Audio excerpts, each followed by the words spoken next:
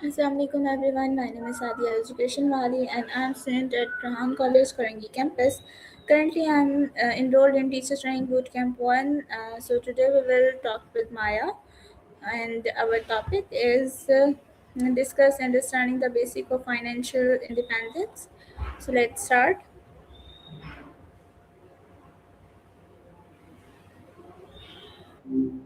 What's up? Hello Maya, my name is Sadia. So today we will discuss about very interesting topic, understanding the basic of financial independence. So my first question is, what is financial independence and why is it important for everyone? Hey, Sadia. I am so down for this. Financial independence, in its simplest form, is basically the point where your assets, think investments, rental income, or a side business, generate enough money to cover your living expenses without you having to trade your time for a paycheck. As for why it's important, it's less about the money and more about the freedom. It's the ability to say no to a job you hate or yes to a sudden adventure without stressing over the bank balance. It basically buys you back your time, which is the only thing we can't actually make more of. Does that definition align with how you've been thinking about it? Okay, so Maya, what are the first steps someone should take towards become financially independent, and how important is getting in achieving financial independence? First things first, it's Maya. But to your question, the very first step is usually just getting an honest look at where you stand. You can't map a route if you don't know where you're starting from, so tracking every cent for a month is a great way to start. From there, it's all about building a safety net, an emergency fund, so a flat tire doesn't wreck your entire plan. As for how important those steps are, they're everything. Jumping straight into investing without a budget or a safety net is like trying to build a house on sand. It might look great for a while, but it'll collapse the second things get shaky. Do you feel like you've got a handle on your current spending? Or does that part feel a bit daunting? Okay, Maya. So, my next question is, what is the difference between saving money and investing money?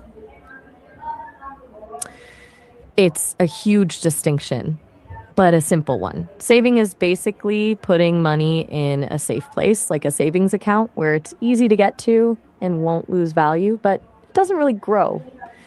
Investing is putting that money to work in things like stocks, real estate, or businesses with the goal of making it grow over time. The trade off is that while saving is safe and predictable, investing involves risk for the chance of a much bigger reward. I've always thought of saving as your right now and just in case money, while investing is your future self money. Does that make sense? Okay, so what do you think? Saving money is better, yeah, investing money is better. Honestly, it's not a competition. You actually need both to survive. If you only save, inflation eventually eats your purchasing power, so your money actually loses value over time. But if you only invest and the market dips right when you have a medical emergency, you're in trouble. The real magic happens when you use saving for your peace of mind and investing for your wealth. Which one feels more intuitive to you right now? Okay, so why is it important to build an emergency fund before investing? Because investing is a long game, but life happens in real time. If you put all your money into the market and then your laptop crashes or you have a sudden emergency, you might be forced to sell your investments at a loss just to cover the bill. That's a heartbreaking way to lose money. An emergency fund acts as a buffer, so you can let your investments grow undisturbed regardless of what the world throws at you. It basically protects your future self from your current emergencies. Have you ever So, had a situation where a surprise expense totally threw off your plans? so Maya, what do you think? How can student and young professionals start managing their finance wisely?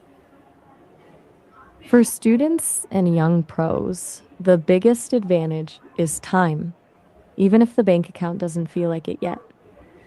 The best move is to automate everything. Set up a system where a small percentage of every paycheck or allowance goes straight into a separate account before you even see it. If you never see the money, you don't miss it. It's also huge to avoid lifestyle creep, where you start making more money and immediately start spending more on nicer things.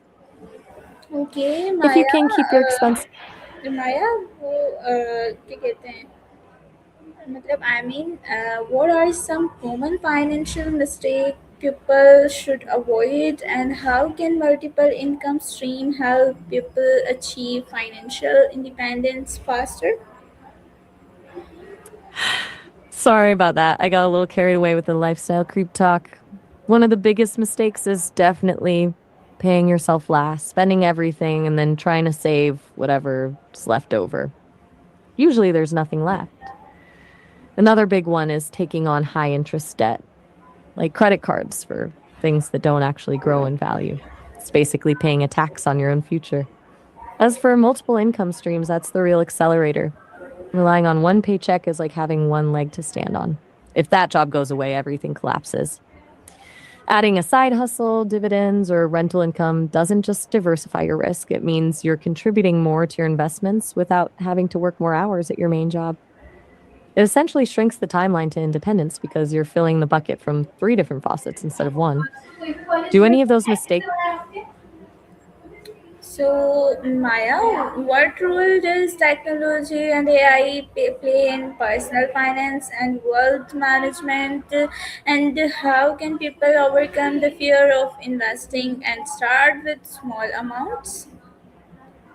Technology has basically democratized the whole game. We've gone from needing a fancy broker in a suit to having everything on an app. AI is now doing the heavy lifting with robo advisors that automatically balance your portfolio and apps that categorize your spending so you don't have to manually track every coffee. It takes the guesswork and the math anxiety out of the equation. As for the fear of investing, I think it comes from the idea that you need a mountain of cash to start. But the truth is, you can start with as little as $5 or $10. The best way to beat the fear is to treat it like a low stakes experiment. Put in an amount that wouldn't ruin your week if it disappeared, and just watch how it moves. Once you see that first Okay, few cents of so growth, Maya, which books, broadcast, or online resources would you recommend for learning about personal finance? And how can teacher, parents, and school help young people develop healthy money habits? for the learning side of things, I'd start with I Will Teach You to Be Rich by Ramit Sethi. It's great because it focuses on a rich life rather than just cutting out lattes. For a podcast, The Money Guy Show is a fantastic resource for the actual mechanics of wealth building. As for the support system, schools and parents could do so much more by just making money a normal conversation. Instead of it being a taboo topic, teachers could integrate real world simulations like taxes or budgeting for a trip into the curriculum. Parents can help by being transparent about how they manage the household budget, showing kids that money is a tool to be managed, not a mystery to be feared. It's all about shifting the narrative from saving as a chore to managing money is how you get your freedom. Think your school gave you enough of those practical tools growing up? And Maya, what do you think? What daily habit and mindset change can help someone build long-term financial success? And what is your final message for students, professionals, and families who want to achieve financial independence and build a secure financial future? For daily habits, the biggest one is definitely the pause. Just taking a second before a purchase to ask if it's adding real value to your life or if it's just a momentary impulse. Mindset wise, shifting from a scarcity mindset where you're afraid of not having enough to an abundance mindset where you focus on growing your resources changes everything. It turns money from a source of stress into a tool for creation. As for a final message, start where you are with what you have. You don't need a perfect plan or a huge salary to begin. You just need the discipline to start. To the students and young pros, be patient with yourself, but be aggressive with your habits. And to the families, talk about it openly. Financial security isn't just about the numbers in a bank account. It's about the peace of mind that comes from knowing you're in control of your life. This has been such a great deep dive. Do you feel like you have a clear roadmap now, or is there one last thing on your mind? Glad I could help. Okay, so Maya, Since we've thank you so much for giving your valuable insights and your time. Allah Hafiz. You are so welcome. I really enjoyed diving into this with you. Whenever you want to tackle another big topic or just need a sounding board, I'm here Thank you, Maya. anytime. Have a wonderful rest of your day. You too. Okay, take care. You too. Okay, so thank you so much everyone for listening me and watching me. Allah Hafiz.